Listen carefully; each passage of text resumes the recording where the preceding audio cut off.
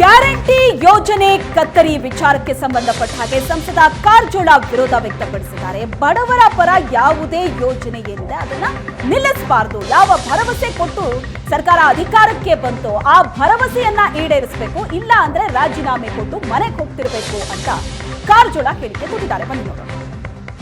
ಅವಾಗ ಗೊತ್ತಾಗ್ಲಿಲ್ಲೇನು ಇವ್ರಿಗೆ ತೊಂದರೆ ಆಗ್ತದ, ನಾವು ಹೇಳಬಾರ್ದು. ನಾಳೆ ಅಭಿವೃದ್ಧಿಗೆ ತೊಂದರೆ ಆಗ್ತದ, ಯಾವುದನ್ನು ಕೊಡ್ಲಿಕ್ಕೆ ಸಾಧ್ಯದ ಅಷ್ಟನ್ನೇ ಹೇಳಬೇಕು.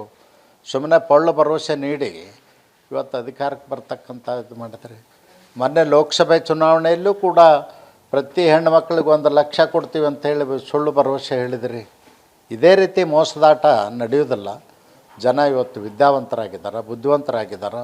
ಬಡತನದಿಂದ ಪಾಪ ಕೇಳ್ತಾರೆ ಸರ್ಕಾರದ ಸೌಲಭ್ಯಗಳು ಸಿಗಬೇಕು ಅಂಥೇಳಿ. ಮತ್ತು ಯಾರು ಸಮಾಜದಲ್ಲಿ ಶೋಷಿತ ವರ್ಗ ಇದ್ದಾರೆ, ಮುಖ್ಯವಾಹಿನಿಗೆ ಬರಲಿಕ್ಕೆ ಸಾಧ್ಯ ಆಗಿಲ್ಲ ಅಂಥವರು ನಾವು ಮುಖ್ಯವಾಹಿನಿ. ಗ್ಯಾರಂಟಿ ವಿಚಾರ ಕೊನೆಗೆ ಎಲ್ಲಿಗೆ ಹೋಗಿ ನಿಲ್ಲುತ್ತೆ? ಉಚಿತ ಬಸ್, ಉಚಿತ ವಿದ್ಯುತ್ ಏನಿದೆ ಅದನ್ನ ನಾವು ಟಚ್ ಮಾಡ್ತಾ ಇಲ್ಲ ಅಂತ ಹೇಳ್ತಿದ್ದಾರೆ. ಆದ್ರೆ ಬಾಕಿ ಗ್ಯಾರಂಟಿಗಳ ಕತೆ ಏನು?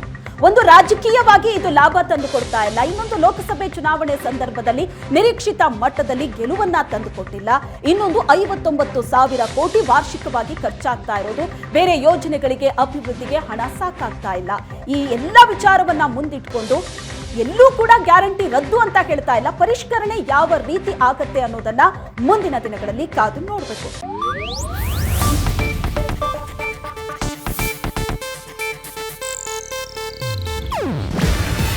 ಇದು ಏಷ್ಯಾನೆಟ್ ನ್ಯೂಸ್ ನೆಟ್ವರ್ಕ್ ಪ್ರಸ್ತುತಿ. ನೀವು ನೋಡ್ತಿದ್ದೀರಾ ಏಷ್ಯಾನೆಟ್ ಸುವರ್ಣ ನ್ಯೂಸ್.